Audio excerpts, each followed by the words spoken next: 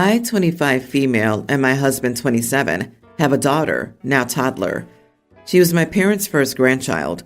They swore up and down to us that they would be the support system they didn't have raising me and my younger siblings. I'm currently 7 weeks pregnant with our second baby, and I'm extremely high risk. My therapist recommended that my parents or someone my husband and I trust take her overnight once a week so I can get a rest on my sleep, as well as have some time for myself. I brought it up to my mom and she said, "Of course, sis." Then 6 months later, my brother and his wife, who had a newborn, moved home from North Carolina. Once they got home and moved in with my parents, having our daughter dropped from once a week to almost never. I started working in July and brought up to my parents needing them to watch her on Fridays when my husband and I would be working. When they were busy or out of town, I enlisted the help of my aunt. My parents haven't taken her willingly overnight since my husband and I begged them to take her so we could go out and celebrate our wedding anniversary a few weeks late. On to last night. I've been exhausted lately and haven't gotten a good night's sleep in weeks due to my daughter going through a sleep regression. After I finally got her to sleep at 10, I called my dad. He answered the phone and asked me if I was okay, calling so late at night.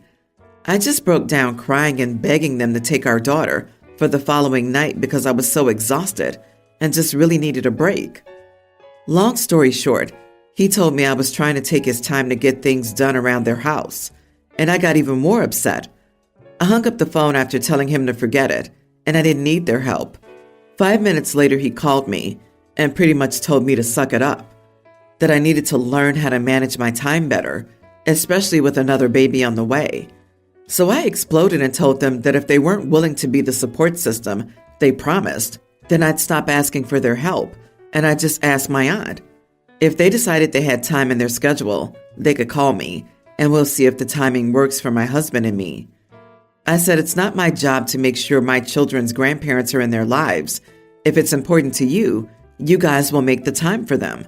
So I guess when you guys want to see your granddaughter, you can call me, but you don't have to worry about watching her while I work or being asked to keep her overnight anymore. You want me to be self-sufficient? Watch me. I don't need your help, and I don't want it either. Then I hung up the phone and proceeded to cry in bed with my husband until 1 a.m. So, am I the idiot? Edit to add, my brother and his family no longer live with my parents. My parents are in their 40s. Mom hasn't worked for 8 years. Dad works Wednesday through Sunday. My parents shipped us off to my mom's parents every chance they got to get alone time or a night out. We used to spend entire weekends there growing up. My parents were watching my brother's daughter multiple times a week, and I had to fight to get once a week. I lend my parents money all the time and constantly do them favors. They preach about the importance of being involved grandparents, but they don't practice what they preach. My husband's family is unavailable due to living many states away. You are the idiot. I don't think it's cool to use access to your kids as a weapon. And how are you going to manage 2 kids? Your sleep will be stretched thin. You said you live paycheck to paycheck and don't have cash for a sitter, and you're basically using your parents as free childcare. From my understanding, it's not like they never babysat your daughter, but they have their own life, and right now they might not have the time. They took in your brother's family and helped with their newborn for however long, so now it seems like they need a break. I feel your pain, but your kids are not your parents' responsibility either. Your dad's also right that you must manage your time better with a second child. You can't always rely on someone else to pick up the slack. That goes out the window when they use her for financial support as grown adults. And did you miss the part where she said she's currently in a high-risk pregnancy? I'm sorry, OP, but they seemed to care about you until your brother's baby came along. You're not the idiot.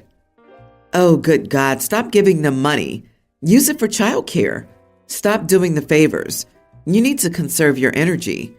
I'm sorry your parents dropped you off at your grandparents when you were kids, but then swore to you you'd get that support system they never had. How exactly did they not have a support system? Please stop giving them your money. Your mom can start working. I, 34 female, have wanted a Porsche SUV since I was a girl. My husband, 36, and I do very well for ourselves. We earn a little over $150K each, so our combined household income is over $300K. Unlike my partner, I grew up poor from absent, uneducated migrant parents. I worked hard with little support, put myself through school, and climbed the career ladder. When I was younger, my best friend had the life that I was so envious of.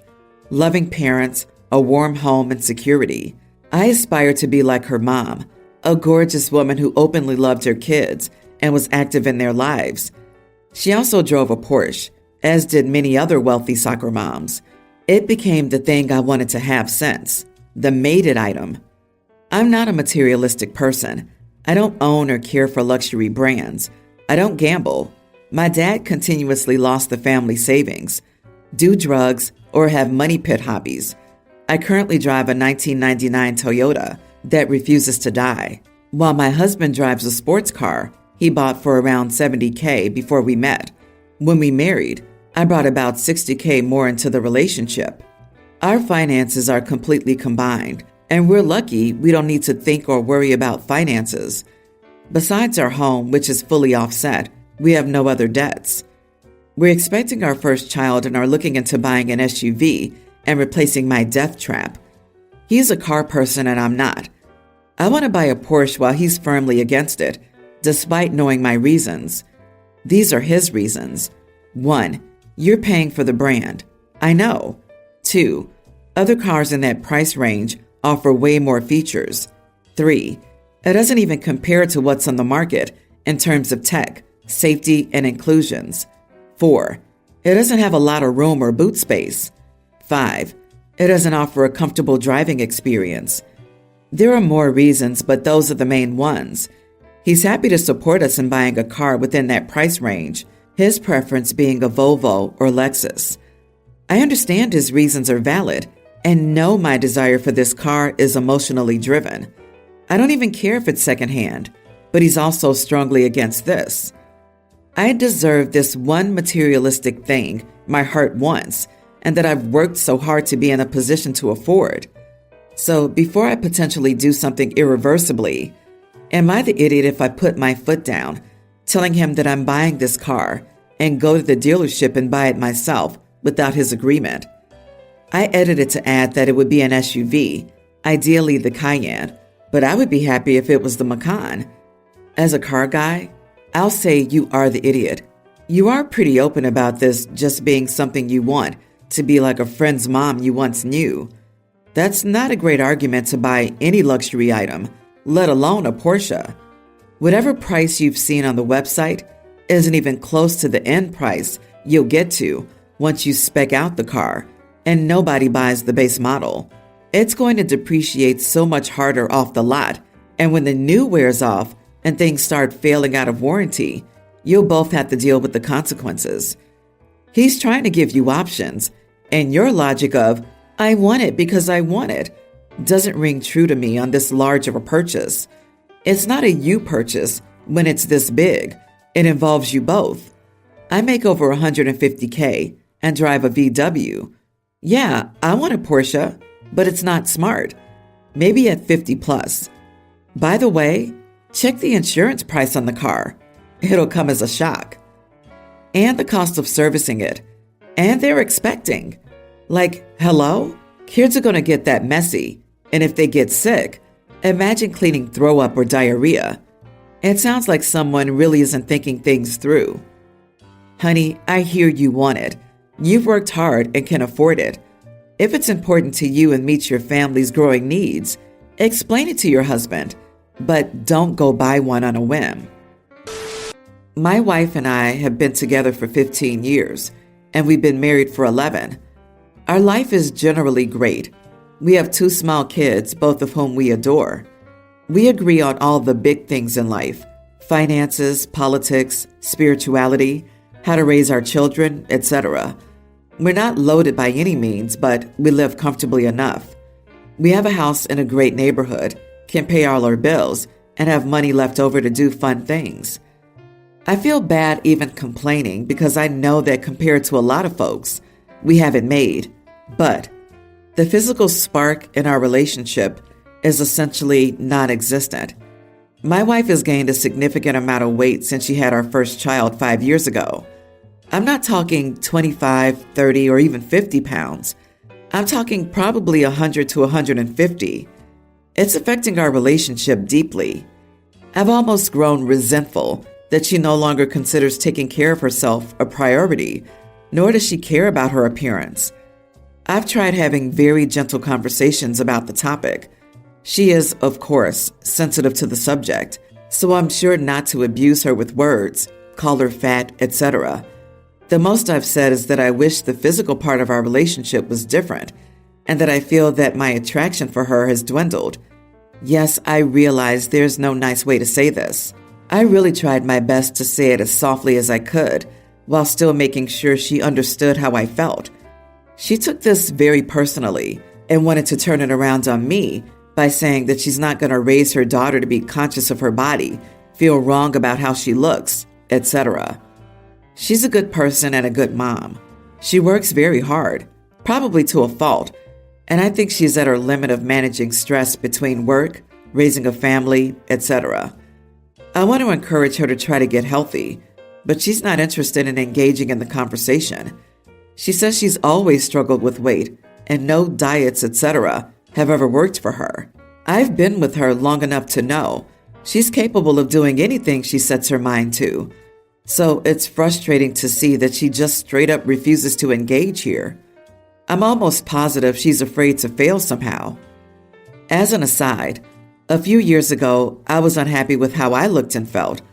I took the initiative to change my life via regular exercise and diet, and I'm much happier and healthier now. I've tried encouraging her to join me, work out, etc., but never get any traction. I've given up on asking because it's pointless. I don't know what to do anymore. She has zero interest in sex because, in her words, and I get where she's coming from, she feels unwanted. We'll still do it somewhat regularly, but without me being the initiator, I think we'd go months without. I refuse to give up on my marriage and our life together and leave my children just because of something as superficial as one's weight. But at the same time, I feel like I don't know what else to do here. Am I the idiot for not being physically attracted to my wife any longer?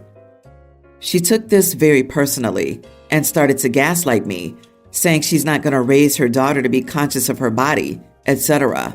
Where does the gaslighting come into play here? You are the idiot.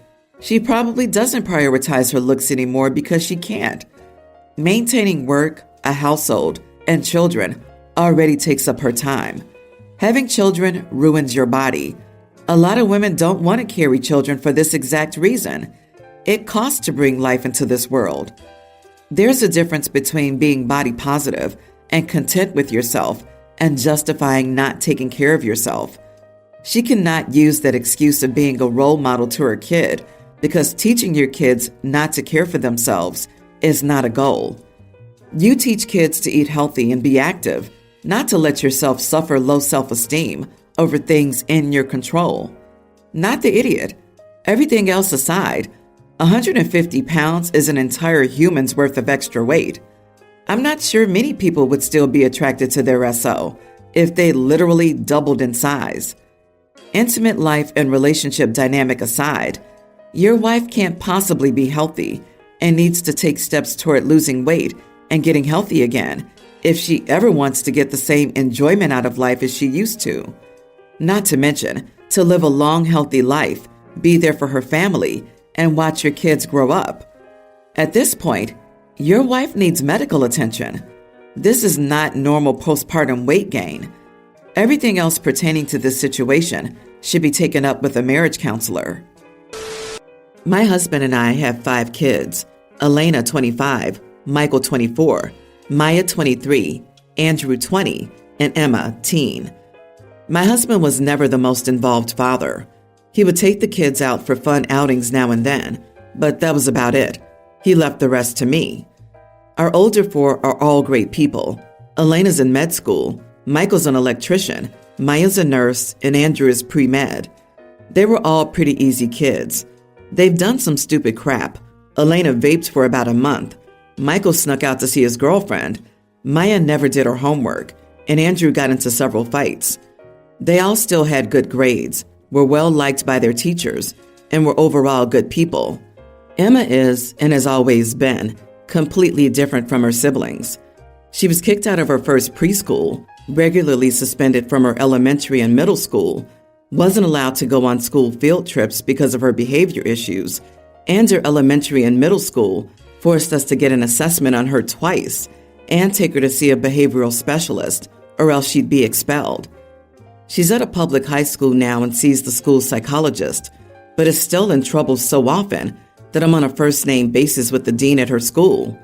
She's still banned from school trips, and we're about 50-50 on her being allowed to attend other school functions. Over the past month, she's stolen alcohol from friends' parents and got so intoxicated she ended up in the emergency room, skipped school 3 times, had 5 detentions, and drove her friends to the mall, illegally because of her restricted license. While grounded, started calling all of our family members' names whenever they annoy her. I can't punish her because my husband always says I'm too hard on her and undermines me. If I try to punish her, she laughs and walks away. She uses her size, she's got about 6 inches and 80 pounds on us, to intimidate me and my daughters, and is very aggressive with my sons. My husband and I were arguing because I took her car keys after she took her friends to the mall, and he said she's a typical teenager. I have something against her, and that there's nothing wrong with her behavior. I snapped. I told him that if there's nothing wrong with her behavior, he can deal with her. I packed a bag and am staying with Maya, 5 hours away. I called the school and told them to contact my husband when they have any issues, and that I would not be responsible for Emma and her behavior anymore. My husband called me multiple times, saying that I need to return and that Emma needs me. I've told him that he needs to deal with her now, since he never saw her behavior as a problem. He's calling me cruel and a horrible parent now. I'm sure this will end in divorce, but I just wanted to know if I was wrong for leaving and telling my husband that Emma is his problem now. Not the idiot. Removing yourself from the situation makes you a good parent. Your husband refuses to see how bad things have become and undermines the rules and punishment you've set in place in an effort to make Emma into a functional adult. He needs to come to terms with the fact that there's something seriously wrong with Emma if she's ever going to get the proper help she needs, and making him deal with her 24/7 is your only option left. Most of what you described is not normal teenage behavior, and it's baffling that he thinks it is. I don't see that you have any choice if he constantly undermines your attempts to give Emma some kind of consequence and structure. You need to be a team, but your husband seems stuck in fun dad mode. Stand strong. Maybe Emma herself will come around. Don't lie to her. Tell her the reason why you're staying away. She's plenty old enough to face reality. I disagree. OP needs a reality check. No child is drinking so severely that they end up in emergency care just because they like the rush or whatever dumb crap nonsense.